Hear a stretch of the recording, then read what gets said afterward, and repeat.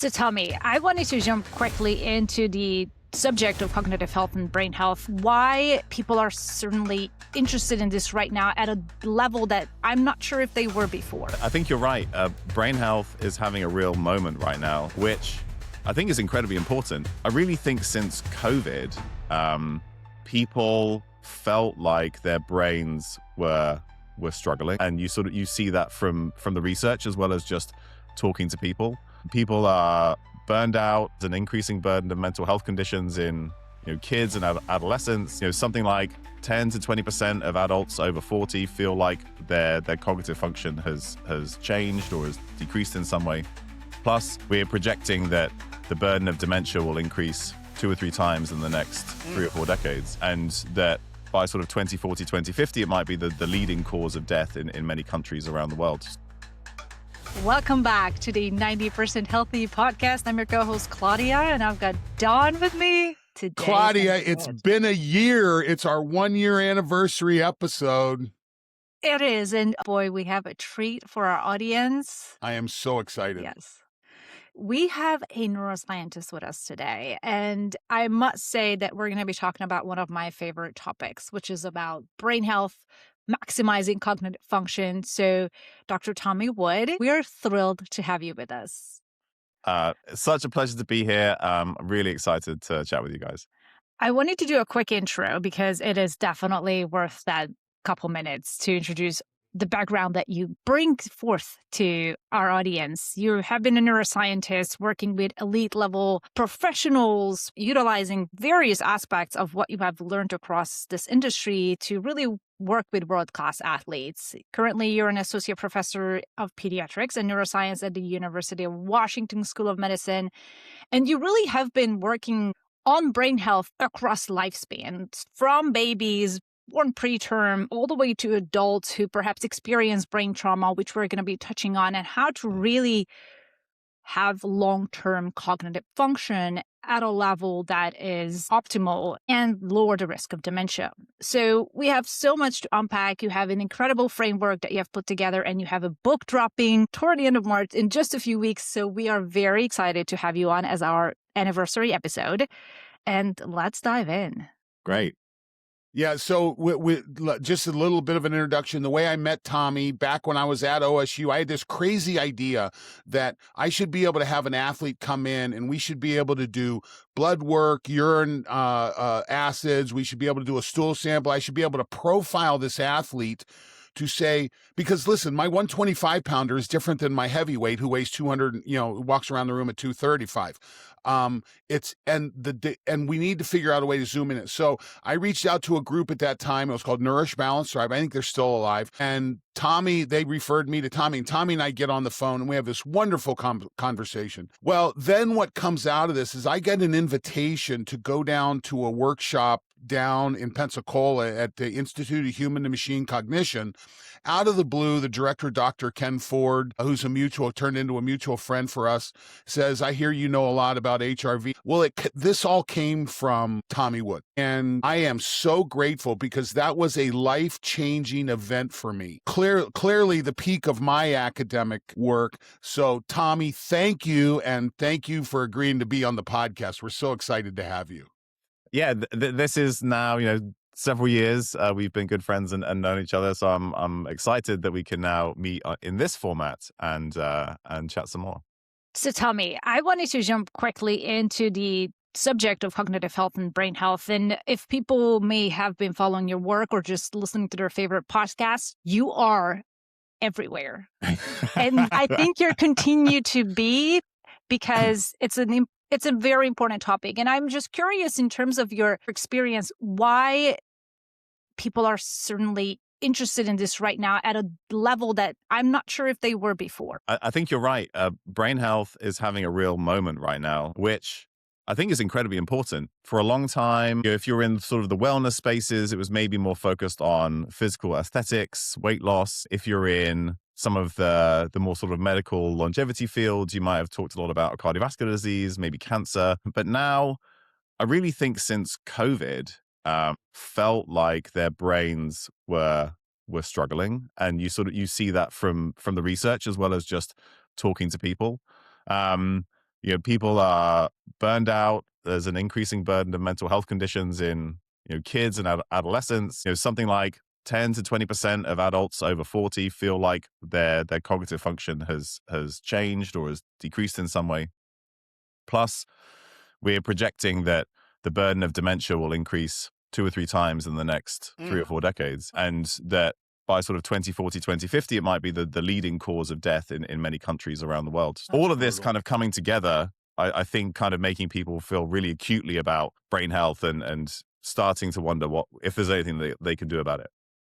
The thing about brain health that's so interesting is that, we've just gone through a period of war where we've had a lot of people coming back, to our soldiers coming back. And because of some of these explosive events, they can lose limbs. So we have people come back who have lost limbs, but we also have some rather significant concussive injuries that are coming back. And what's interesting is that as someone who loses a leg, both legs and an arm, but still maintains cognitive performance, they're still that same person.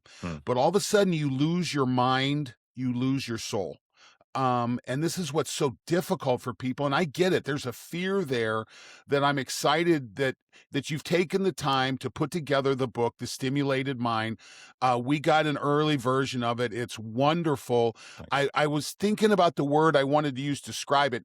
It's not encyclopedic, meaning that it's so daunting, but it is very complete. I mean, you really go A to Z in this, A to Z in your terms. But you really go A to Z on this. And it's a wonderful tool for someone who really wants to get the playbook for cognitive performance. The Stimulated Mind's the place to do it.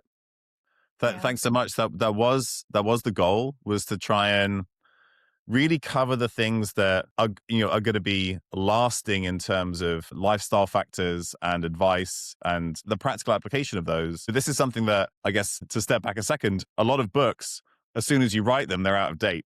Right. So my goal was to write something that will be relevant for hopefully, a few years at least to come, because the core things that determine brain health and cognitive function, I think, are always going to be the same. Yeah. But people have a huge amount of power and agency over those things. So it comes out March 24th, but you haven't started writing the second edition yet. Oh, give me a couple of years. Okay. Well, that's so cool. Well, in the book, one of the key elements of the book is you talk about your TESS model of brain health. Can we spend a little bit of time talking about that? Yeah, absolutely. So the kind of the journey of the book is it opens with a history of a little bit of neuroscience, a little bit of a history of dementia and Alzheimer's disease, and acknowledging that as a professional neuroscientist, we neuroscientists have not done a great job turning stuff that we've done in the lab into practical applications in humans. Like we need to start holding our hands up and admit that. And I think part of that is because of the way that we've approached it, which is, if we can just explode the brain out and look at each little bit in individual detail, then we can explain the whole, when in reality, that may never be the case. So the idea then is that we can step back, because we know there are these core biological inputs that any organ, especially the brain, requires in order to function at its best. So then I go through all those different areas, things you would expect around exercise, sleep, nutrition, and then it comes together in the 3S model to kind of think about how these pieces interact. So the 3 S's are stimulus, supply, and support. So the overarching kind of thesis of the book is that how we use our brains is the primary determinant of how they function. And I draw a lot of parallels to physical strength or physical fitness, because people might appreciate, or it's easier to appreciate it in your physical body. If you want to get bigger and stronger, the most important thing is that you apply mechanical tension to your skeletal muscles. You have to lift weights, right? That's the stimulus. Yeah, you need stimulus, yeah. If you want to get the most out of your training, nutrition is critical, sleep is critical. There are a whole bunch of other things, recovery is critical. But you can't just drink protein shakes and take naps and hope your biceps will get bigger, right? You need to do some work. So this is where, and then the brain seems to be the same. And there are certain types of stimuli that really drive the function and structure of the brain and its networks, particularly those that are susceptible to aging. So complex motor skills, your open skill type sports, ball sports, board sports, social interaction, languages, music, some other like creative processes, creative arts. These seem to have these sort of same core functions in terms of how they maintain the like coherence of the networks in the brain that kind of run everything. Mm-hmm. So stimulus is critical. And the title is slightly provocative because I think in modern society, we are both understimulated and overstimulated at the same time. Right. Yes. And so like I sort of break that apart. But then once you've stimulated some part of the brain with complex skill learning, then those, as the neurons and astrocytes start to fire, right, you get this thing called neurovascular coupling. They drive dilation of the blood vessels in in those areas of the brain to bring in more blood flow, right? Because if you want to do the work, right, you need the substrates Energy. to let that happen. You need energy, Yep. right? You need oxygen, you need glucose or ketones or lactate, right? So that energy requires good metabolic health. The blood flow requires good cardiovascular health. And then you need some core nutrients that kind of either form the structure or create neurotransmitters, right? So that's the supply bucket, and those things are important too. And so then you stimulate, you bring in all the necessary substrate, but actually adaptation and enhancement of function occurs during rest and recovery, just like with athletes in the gym, right? You don't get stronger in the gym, you get stronger when you recover afterwards. So sleep is critical to that. Then you can support, the reason why this bucket is called support is because there are other things that are going to support that process, like hormones are important, trophic factors like brain-derived neurotrophic factor or BDNF, which you can produce with exercise and other things. And then you want to avoid things that inhibit that adaptation process, like excessive alcohol, smoking, air pollution, other causes of systemic inflammation like dental disease, as well as chronic stress, which essentially creates a picture of like overtraining in the brain because it never like fully switches off and gets a chance to recover. So those are the three buckets, but then they also interact, right? So we know that if you identify one major thing for you, right? So maybe it's sleep. If you're going to address some issues with sleep, then we know that blood pressure improves, blood sugar improves. We know that the next day you feel more social, right? So you're going to get more social interaction. We know that you're more likely to engage in cognitively challenging tasks because we try and avoid those when we're feeling tired. So you change one thing and the whole kind of network shifts. So that's why it's not a list of things you have to do. It's kind of like if you tackle one area, everything kind of starts to shift in your favor. I love this. So I have to just express this. I just think it's so brilliant, and why I think our audience is eating this up, because we talk a lot about the impact of just small 1%, small tiny lifestyle changes that you can make in order to improve various aspects of your health, including cognitive as well as physical. All of these things that you talked about, yes, you talk about nutrients, but majority of this is your daily choices that you make in order to allow and support your brain in a way to perform at a high level or even at a stable level. So I really hope that our audience will walk away from this episode with these practical, tactical tools to truly optimize and maximize their cognitive function for the long run. You're not talking about popping the pill to really perform like a hero that day. It's really all about consistent lifestyle choices that support the brain you want to have 20 years down the road. Right. You're absolutely right. But thankfully, what I will say is that, so the subtitle of the book is about staying sharp and preventing dementia. But in reality, like the middle part of the book is about cognitive performance today, right? Mm-hmm. How do I perform better today? So I feel less brain fog. I feel like I can focus. I can pay attention. I can do the things I need to do. And so what's great is that the things that you do to support your cognitive function today then translate into like dementia, reducing dementia risk in the future. Mm-hmm. So I think that's important because humans are very bad at doing something now for some unknown benefit 20 years down the line, right? So they need to we need to see some payback today, or else we're not going to stick with it. So luckily, both are happening at the same time. And when we go back and look at this, we talk about this on our podcast often, Tommy, is that the environment, the world that we live in creates pressure that we're responding to. And a lot Mhm. of times our response is not a healthy response. And we have to use our prefrontal cortex. We have to take a step back and say, listen, I need to make some choices. I need to make some decisions. And here are some things that I can do. So the question is, are you controlling your world, or is your world controlling you? So when we look at this, I've recently, first of all, I used to be a news junkie. I love the news. Okay. But recently it has just been so negative that I just can't tolerate it. Mhm. So I've turned the news off and I am rolling through my podcast episodes that when I get in to go somewhere, I've usually got a podcast I'm listening to, not the news. So this is a change I've made. It's helped me considerably. I go back to my daughter when she was very young, started playing violin, and she was in Suzuki violin. And which means, dad had to learn how to play the violin. I can play Twinkle, Twinkle, Little Star on a violin, even with these big old paws. But it's and I'll tell you, I have a desire to get another fiddle back so I can play with this a little bit. But these are the little things you can do to stimulate these changes, to break the monotony of the world pushing against you, but then to create the stimulus for you to go ahead and develop and improve. Yeah, so I think this is going to be different for everybody, but obviously the pressures of the world and the stresses we're exposed to in many ways are beneficial, right? Because they drive growth and adaptation, right? That's what stress is for. It Sure. diverts resources so that we can deal with the environment. But there are going to be things ideally that we can remove that cause us stress. That's one part of dealing with stress. There are other ways we can build stress tolerance. We can improve our ability to manage our emotions in the moment. But if we can remove things that are causing unnecessary stress, that's great. So for you, it's the news. There's any like untold number of things that it could be for an individual.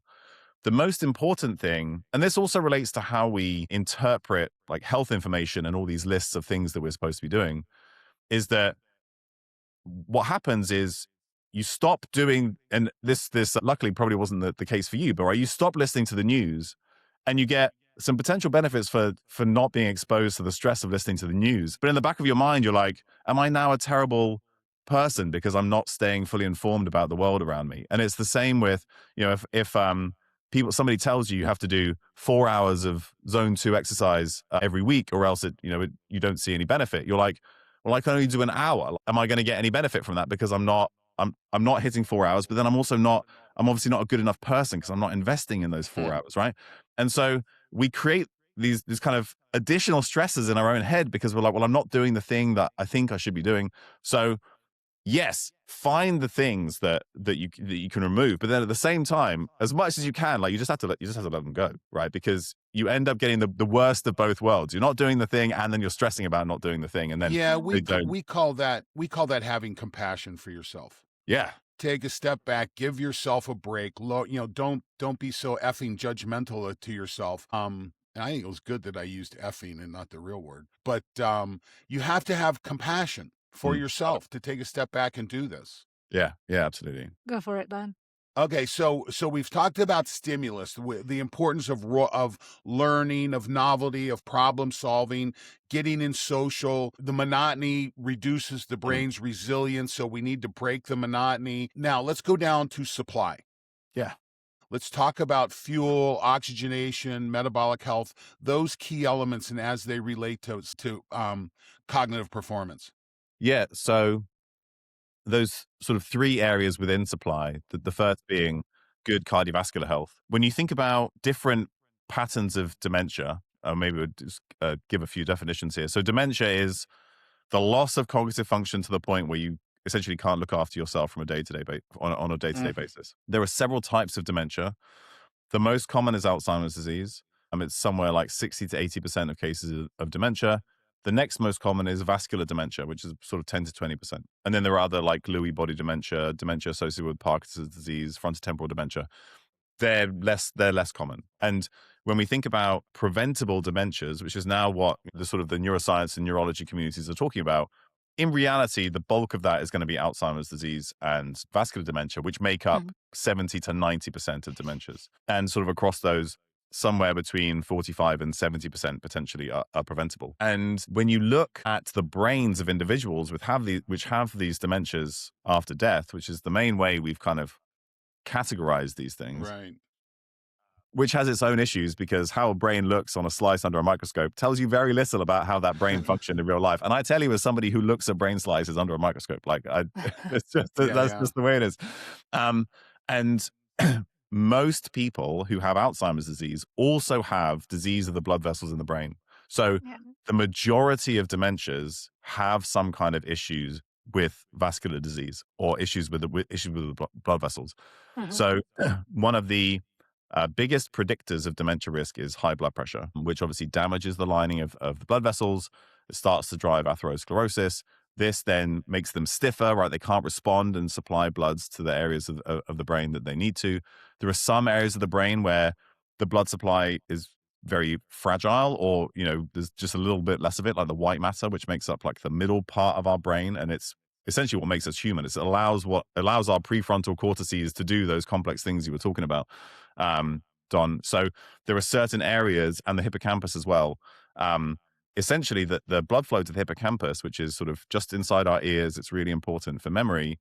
The blood flow is so dense and expansive that proper flow within the hippocampus is supposed to actually be critical for it to function in the first place. So as soon as you start to lose vascular flow or function in the brain and the hippocampus, we start to see declines in function. So blood flow is critical. So this is where you're going to ask a question. I was going to say, I was going to just jump right into the solution. Yeah. How do we increase and optimize blood flow for those who may, are like not the high performing athletes, because obviously they are ideally doing a lot more things right than wrong, but this population that is like trajectory heading toward dementia or higher risk? Absolutely. So it's a great question and really important. So there are a number of different ways to tackle this, but of course, we know that metabolic disease is a significant cause of high blood pressure. So if high blood pressure is like our leading indicator here, or something that we can easily measure that we know is a risk factor. So treating metabolic disease, cardiovascular exercise, or any type of exercise is really important. Isometric exercise actually seems to be best for improving blood pressure in particular. So Really? like wall sits, or where you hold a specific a movement like halfway through, Old sort of school. yeah, exactly. Like Don, you might have done, like do like a mid-thigh pulls, or you put something like a rack, like in a rack, and you just like pull against it as hard as you can. So it's not the weight isn't moving, but you're sort of pulling against it as hard as you can. Those kinds of things seem to be particularly good for blood pressure. And you might consider, like, if you need to, you might consider therapy. So, I mean, like pharmaceutical therapies. Blood pressure medications are probably the single medication that has the best evidence for dementia prevention if you have high blood pressure, right? So the evidence for other drugs is much less, but randomized controlled trials and meta-analyses of those trials show that if you have high blood pressure and you take a blood pressure lowering medication, you decrease your risk of dementia. Of course, if you can do it by improving metabolic health and through exercise and all that stuff, improving sleep, fantastic. But that should be an option that's available to you. But then anything else that's going to decrease your cardiovascular risk is probably going to translate to improvements in blood flow in the brain. What would be sorry. I'm like, I have a million questions in my head. What would be some of the signs of individuals like right now that, okay, my brain is probably not getting enough blood flow? I mean, obviously the lack of nutrients, the lack of oxygen, how does it manifest in a way that people can pinpoint it in their daily lives? So I think this kind of comes at it from a different direction, but a suggestion that your brain isn't getting enough blood flow will probably be based on how sedentary you are during the day. So there are several studies now that show that the more time you spend being sedentary, the higher risk of dementia. But it's not that you can't sit down during the day. It's extended periods of being sedentary. So like if you're sitting down for several hours at a time without getting up and moving around, that significantly increases dementia risk. But you might sit for 8 or 10 hours a day. But if you're getting up every hour and like moving around, and like that offsets a lot of it. And when you do studies in the lab,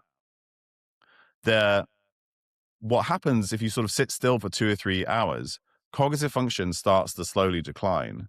And it's related to decreases in blood flow to the brain as you just kind of just like sit there. And so if that's happening all the time, and I think this is one of the reasons why people feel like groggy or foggy if they just like spend hours staring at their phone, because they've basically not moved for hours, and then like their blood flow is decreasing to their brain. So the most important thing is that, you know, you break up extended periods of being sedentary by moving around. And it sounds so simple that you're like, that can't be important. It can't be that important. But like, there was a randomized controlled trial where they took people and all they had them do was have a wearable remind them to stand up regularly during the day, right?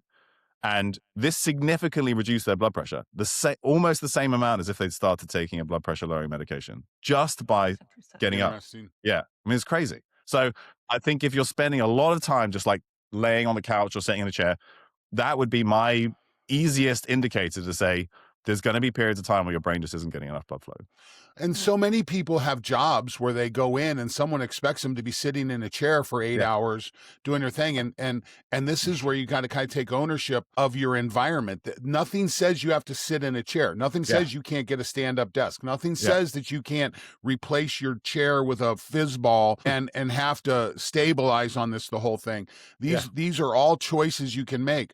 Now, one of the other challenges that we have on this supply thing is that nutrition, and we've been told for years and years that your brain, its favorite fuel is sugar. I don't think that's the case. I think that's a point that's been made by, regardless who's made it, let's not go down that rabbit hole, but our brain likes all fuel. It loves creatine, the fuel that drives our short-term energy systems. Our brain loves ketone esters too, loves ketones as well. When we're producing ketones, when we're fasting, we get sharp. I mean, there's an evolutionary connection there. And I just heard you say that there's a connection between metabolic disease and late-term cognitive decline. Mm-hmm. So metabolic disease is a function of sugar and insulin and carbohydrates. It sounds to me like a ketotic diet with appropriate supplementation may also be an important step. So I'll address the first thing first. So when you look at, again, big meta-analyses, individual studies, the other significant metabolic predictor or cardiovascular predictor of cognitive decline and dementia is high blood sugar. So if you have prediabetes, cognitive function declines more rapidly than if you have normal blood sugar.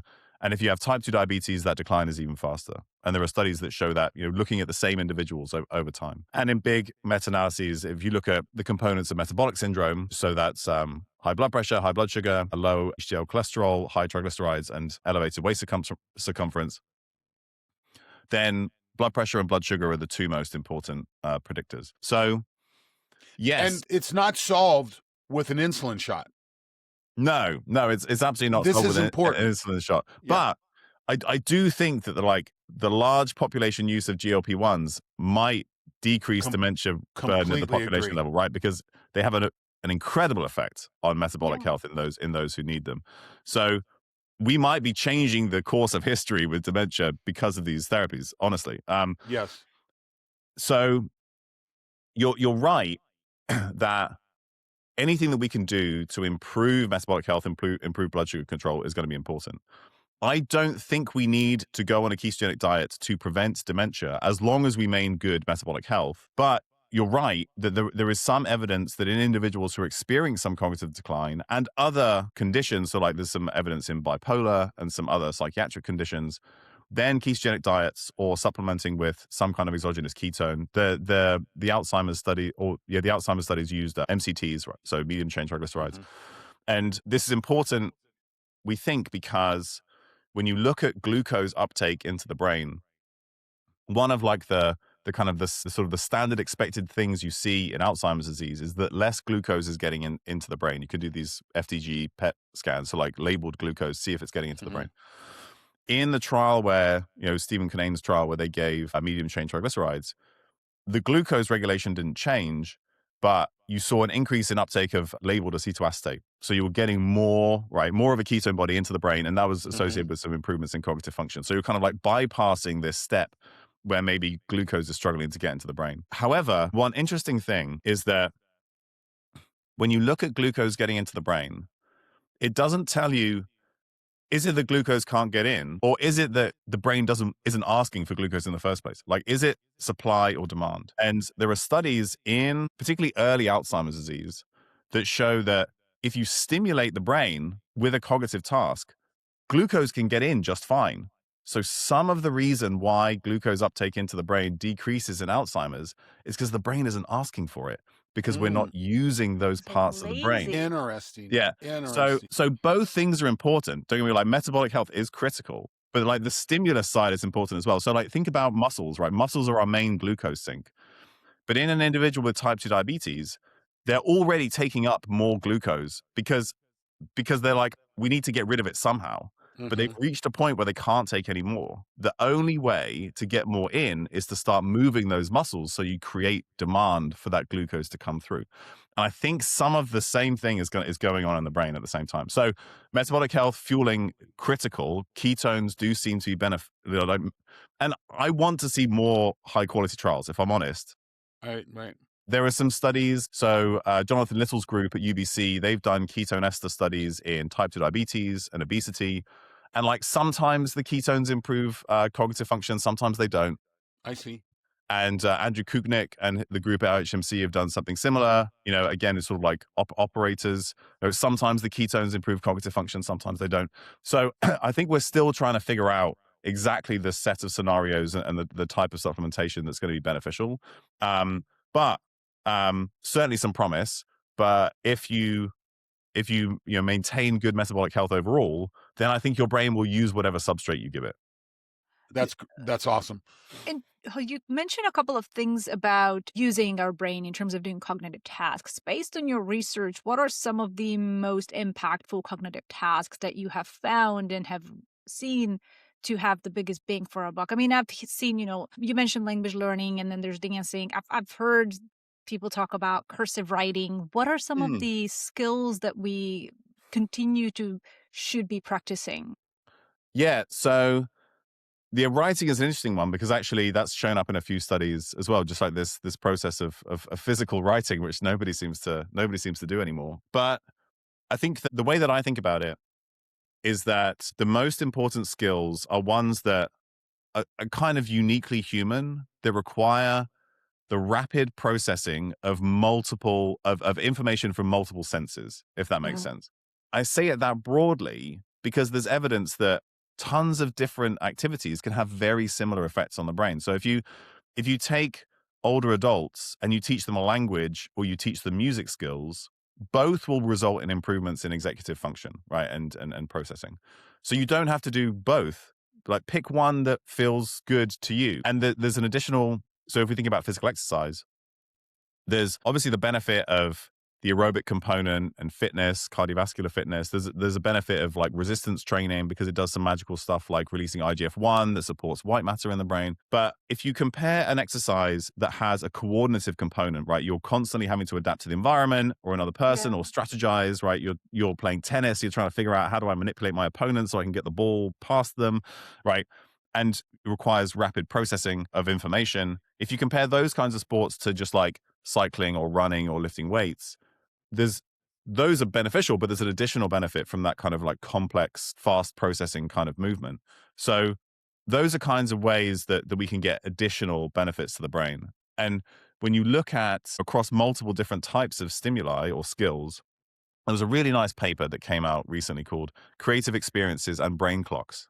And what they did was they took a whole bunch of different data sets that measured electrical activity in the brain with an EEG to look at how, you look at networks and how they function. So it's not just like what's happening in one part of the brain, it's how are these things coherent? How are they forming these complex networks that allow us to do all these like amazingly complex things? And there are specific networks in the brain that are susceptible to aging, like the frontoparietal network, which is really important for like focus and attention. And they found that experts in creative skills, and we're talking dancing, art, languages, music, and even like video games, like complex video games, because they have, again, this sort of like multi-sensory, fast processing, decision-making, problem-solving kind of part. Very flow generating. These are activities that are very enjoyable. Yeah, absolutely. And so when you look at experts or when you do randomized controlled trials where you have somebody learn these skills, you see the same kind of benefits in in these networks in the brain. So that just says that, like, pick something that you're not very good at, that you want to get better at, and that involves, multiple senses and having to process information quickly, like respond to a training partner, respond to a video game, playing in an ensemble, right? So you're having to, like, listen to other people while you're playing your own instrument, Hmm. having a conversation in another language, right? Because you're having to respond to them and kind of like process the information as well as think about what you want to say in response. All of those things seem to have these sort of like same core benefits for the brain. Wonderful. Very cool. So cool. Now, when we take a look at this now, archaeologists tell us that we evolved to find food and mate. Those are the two things. I believe there's a third element, and it's called confirmation bias. I think we love confirmation bias possibly more than the other two.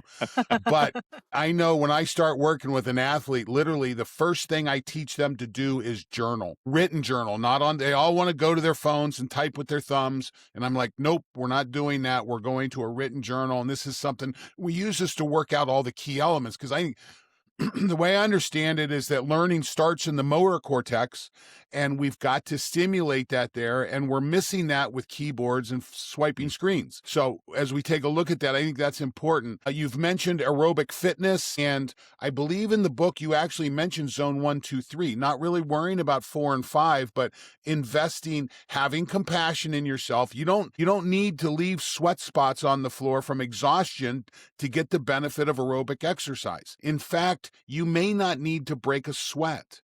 Now, I think sweating is important. I don't want to minimize that, but there's benefit that comes early and fast. Yeah. So like I said, I think I have this idea of what I call a movement funnel, which you kind of like move through, sort of like adding as you go. And so like the entrance to the funnel is what I call snack, right? So this is just that idea we talked about earlier. Just like, don't be still all day, right? Right. Get up and do some kind of movement, right? People who've never done exercise before, if they do 20 seconds of stair climbing 3 times a week, they improve cardiovascular fitness. Like, isn't that incredible? Like, isn't that incredible? Yeah. So like just any kind of movement is great. And then the next level is propel, which is just walk, move around for more extended periods. Walking, the more steps you take in a day, up to sort of like 8 to 12,000 steps, the lower your risk of dementia. But it could be cycling, it could be rowing, it could be propelling a wheelchair, right? But any of those things. Then, so like that might be enough for most people, right? If you take older adults who are sedentary and you have them walk briskly, they build muscle mass and strength, right? That's enough of a stimulus for them to get stronger. Yes, there is benefit to working hard. And so like I do have like a sprint level. And that's because lactate that you produce when you do that kind of exercise has a magic effect on the brain. It switches on the production of brain-derived neurotrophic factor. Like, everybody has kind of been like bagging on lactate for decades. Lactate is the signal. I think one of the main signals that when we do hard work with our bodies, lactate goes into the brain, and as much lactate as you produce gets into the brain, right? There's like a free flow of lactate through the monocarboxylate transporters, and it switches on brain-derived neurotrophic factor. So it's part of saying, hey, we did something hard. Now let's kind of support the adaptation processes in the brain that are part of that stimulus. George Brooks has done an amazing job of what I call decriminalizing lactate. So I think this is important to take a look at. And in fact, I was having a conversation with someone the other day that's working on a lactate supplement, a lactate ester supplement. Yeah. And it completely boggles your mind when you think about this, because lactate used to be the enemy. And now I'm hearing, okay, it's actually a transporter. It's an energy transporter. The acid is separate from that. Yeah. But this is, I've been teaching metabolism for 40 years, and lactate has been the enemy until George Brooks. And now you're backing it up. This is going to be an interesting shift in the whole process. Yeah. I think so. Lactate. Yeah. So it's a signaling molecule, right? But it's also an energy substrate. Right. The shifts in lactate usage are seen sort of like in traumatic brain injury. This is obviously some of the fundamental work that George Brooks has done. I don't know yet whether lactate supplementation as a treatment is going to be like the next big thing. I'm looking forward to those studies being done. Sure. Because there's always going to be a case of, right, if we give, so in the setting of brain injury, if we give the brain more energy, can it even like utilize that energy when you have like mitochondrial dysfunction as like a core Of part course, yeah. of that injury. So that these are open questions that I'm excited to learn more about. But you're right that the lactate does a lot of interesting things that we should, really give it credit for. The science is not settled. Yeah, no, It is Like changing in a lot of fast. things, 100%. yes. Yeah. So let's go to your third S, support, sleep, stress reduction, recovery. Listen, we spend a lot of time. We talk about my rocks in the jar: movement, nutrient dense food, sleep, and light. And then you have to have purpose. The jar is purpose. Mhm. And I think this fits your model pretty well. Back Oh, to yeah. the confirmation bias that I'm enjoying right now. Uh, But we talk about sleep, getting that in, and we've spent a lot of time talking about it. Autonomic balance. And for our audience, when we're talking about autonomic balance, this is what we're talking about when we spend so much time talking about HRV. Our ability to shift from sympathetic to parasympathetic. We can measure that. We have tools for that. There are guides for that. But then there are recovery strategies as well. Tommy, when you take a look at this, when we look at recovery strategies, either from, I like to talk about the athlete, the athlete's parent, and the athlete's grandparent. Let's go to the grandparent. What is a recovery strategy that they can integrate to get that 1% shift? So if I think about the grandparent, I'm going to imagine somebody who's retired and is now in their sort of maybe like 70s or older. So I'm actually, for them, I'm going to come at this from the other direction. Some of the most, right, if we think about recovery and adaptation in the brain and sleep being probably the most important, there are others that are important too, but sleep is critical, right? That's when information is consolidated, processed, and so the slate is wiped clean, everything's cleared out, right? So that you can go back and you can do it again the next day. For them, I think more stimulus is critical. They need more exercise and they need more cognitive stimulus. There are studies in older adults, randomized controlled trials, where they have them do a cognitive training program and then they sleep better because stimulus drives the signal for sleep, right? And exercise is the same. We know if we exercise more, we sleep better. And it's because you're driving pro-sleep or like sleep initiating processes in the brain that then help you sleep better. So I think most people in that age category need to do more stimulus, and then they'll get greater recovery because they're kind of driving that signal. No wonder Very people good. in Florida are loving pickleball. It's stimulating both their brain and their 100%. body, and it's great for 100%. them. Yeah. Seriously. I'm all about it. That's great. Yeah. So listen, we're burning through our time with you pretty quick here, and yes, I so want much to to say. be cognizant of that. I want to drop down to the scope of the issue. I was doing a quick little search. Is 1.5 to 3 million people are affected by head injury in auto accidents every year in the United States. And we think that number is probably half of what's actually happening. That's what's being reported. And the number is ironically very similar in athletics. 1.5 to 3 million athletes are concussed. Listen, I was concussed 3 times in one day, knocked out cold twice, had another shot to the head that started it. I didn't say anything to anybody because I knew when the trainer found out I got knocked out, I was out of practice. So nothing got reported. And there's a lot of that goes on. So we know there's a lot of traumatic Yes. head challenges. I didn't want to use the term TBI, but there's a lot of traumatic Kinetic brain injuries is one. kinetic big, brain injury. Yeah. Very good. Yes, there's a lot of that goes on. And there's a lot of people who have moved through this and they're kind of, okay, they may have brain fog. They may not be performing. And in my mind, we go back to our 3 S's. A lot of times the class of athlete I'm work with are academic athletes. They're either in high school or college. So there's a lot of stimulus taking place. We've got to get it fixed, but then we drop down to supplementation. And I shared a paper with you that we did on neurocognitive performance. And when we're looking at these athletes, is there someone listening to this out there? Or if there's someone who's had a head injury from a car accident and they don't feel like they're performing well, is the first thing you recommend creatine from a supplementation standpoint? Yes, usually. I think there are a couple of small trials actually in the pediatric traumatic brain injury population that suggest that creatine supplementation can accelerate recovery. But in terms of like high quality evidence in humans, that's about it, particularly for after injury. The animal evidence suggests that it's better to have the creatine on board beforehand. I agree. If you're, and this is just it's such a super low risk strategy to take. if you're somebody who's an athlete and you're a risk of concussions, I mean, having creatine on board is a no-brainer. It's super low risk with high potential for benefit. I'll give an example. There was a study done in high school football athletes, and they did brain MRI scans, or actually they did MRS scans, magnetic resonance spectroscopy, which you can use to measure the levels of different compounds in the brain, including creatine and choline as well. And choline would be another thing that I'd recommend, particularly acetylcholine. So across a season, right, they scanned them before and afterwards, and it looked like, in proportion to the number of subconcussive impacts that they were exposed to, these kids, there was a decrease in creatine in certain parts of the brain, and choline too. And this is thought to be one of the reasons why people experience second impact syndrome, which is that right, you have the first concussion, and you think you feel fine. You go back and play, a few days later, and then you have another concussion, and you have a disproportionate response to that one. Like, the impact was even less, but you have an even worse response to it.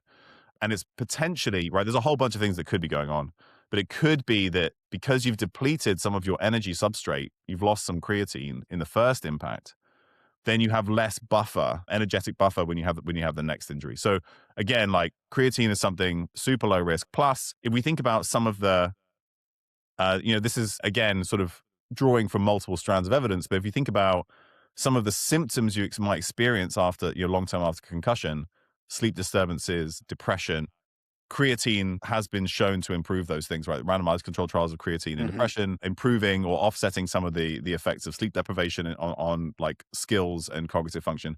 So again, like, multiple reasons why it's something that's worth being part of. So creatine makes a lot of sense. And are you a 10 milligram a day? Let's get past the 5. Let's get up to 10.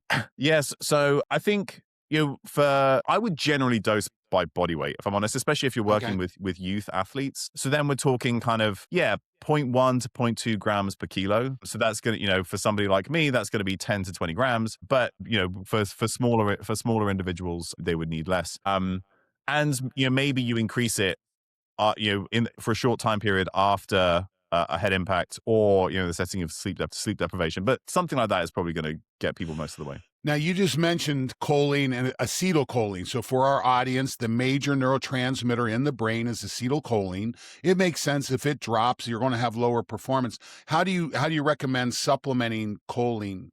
Yeah. So the form that has the best evidence for it around brain trauma is citicoline or CDP choline. They're the same thing. And the trials use 500 to 1,000 milligrams per day. And so that's, if you're a youth athlete, that's like just like the equivalent would be like just 2 or 3 eggs a day, right? That's going to get you that much. Primarily egg yolks, right? And egg yolk, the yolk specifically, right? It's not in the whites. But if you want to supplement, then sort of 500 to 1,000 milligrams a day is where the evidence is. And there are some trials in older adults with some evidence of cognitive impairment where similar supplementation with citicoline has some benefits on cognitive function.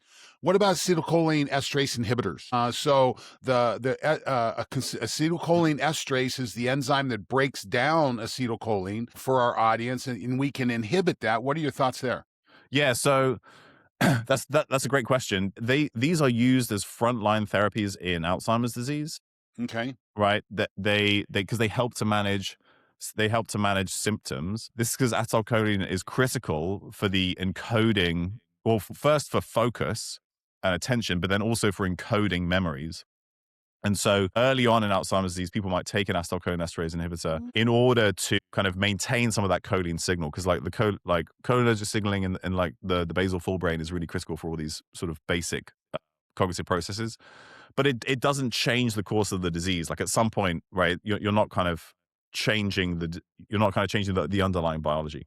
So I haven't heard anything about using these in concussion, so I would probably steer clear of that. But certainly some evidence for maintaining function in individuals who have evidence of cognitive decline, because they're used for that. So in these kinetic brain injuries, one of the biggest challenges is inflammation. That we have this trauma that's inflammation, and this is where sugar starts to become a problem. We want to lower that. This is where we were talking about ketogenesis a little bit ago. Omega-3s have been shown to be very important in here. Absolutely. Yep. So, would you recommend that same athlete or that same person who wants to be cognitively sharp supplement omega-3 fats? Yes. Yeah. So again, there are now 2 or 3 different randomized controlled trials in Division 1 football players that show that supplementing with omega-3s during the season decreases the accumulation of molecules that kind of signal some potential brain injury, like neurofilament light is one that can accumulate in the blood. So yes, 2 to 3 grams of omega-3s per day, getting at least 1 to 2 grams of DHA seems to be really, really critical. Yeah, absolutely. Absolutely. I think that should be just part of the daily. Okay, now one of the things that omega-3s do is they eventually get enzymatically converted to specialized pro-resolving mediators, which Yeah. we can supplement directly now. Now, I don't know that there's any direct evidence in humans yet that SPMs contribute, but I think it makes sense. If you're pulling that thread, it probably makes sense, doesn't it? Yeah, so to be honest, I don't yet know, because what we don't have evidence for is whether, say, SPMs are bioavailable and then get where you want them, which is in the brain. Whereas we know that we have specialized uptake transporters that kind of direct DHA into the brain so that it can be turned into things like neuroprotectin D1, which is one of the important SPMs that comes from some DHA. So yes, I think that the theory is good, but I haven't seen good evidence that these, like, if you take them orally, they get where you want them to go. So that's why I've tended to focus on just taking omega-3s or eating seafood, because we have better evidence there. Sure. Ketone esters, again, trying to lower inflammation in the brain, now have the science that we don't have to wait on producing ketones cellularly, that we can actually ingest them. Does it make sense to add, if I've got someone who I'm struggling with and I want to supplement this, there's probably there's probably a good, again, pull the thread to say, maybe a ketone ester is not a bad supplement. Yeah. So for 2 potential reasons. One is, if you're trying to maintain stable blood sugar after an injury, and we see so we have multiple things. If you have elevated blood sugar at the time of an injury, right? So if you have prediabetes or type 2 diabetes when you have a brain injury, then your outcome tends to be worse. And you get big swings in blood sugar as a result of the injury, but we want to try and maintain blood sugar as stable as possible, then so I would absolutely get rid of any kind of refined carbohydrate or anything like that. Like, if you get concussion, don't like chug Powerade as they're like wheeling you off the field. Yeah. So then an alternate, like ketones is an alternative substrate. Great. Yes, they may have some anti-inflammatory properties, but also ketones are at least during initial brain development, ketones are the preferred synthetic substrate for making structures in the brain like cholesterol and fats. And so if you're trying to repair a brain, it does kind of make sense that you have the substrate that you need, that you use to build the brain in the first place. So if I got a kinetic brain injury of some kind, I would take exogenous ketones. We recently published a review paper of all the different nutritional strategies and supplements that are out there for concussions and traumatic brain injuries. When we got to ketones, we're like, we think they're promising, but we just don't have really high quality evidence yet. This is 2 different answers. One is, like, Tommy personally would take some ketones. If like somebody said, "Hey, Tommy, with your professor hat on, is there good evidence in humans?" I have to say no, but there's a good reason to think that they might be beneficial. And I'm really looking forward to those trials being done. Like, they're really critical. Yeah. Like, this could be a game changer as long as somebody does that study. Listen, we've exhausted our time with you, and I Yes. Oh my apologize because I could still stay have a another long. hour. I still want to talk about methylene blue. I want to talk yeah. about PEA. I want to talk about red light. I want to talk about vagal nerve stimulation.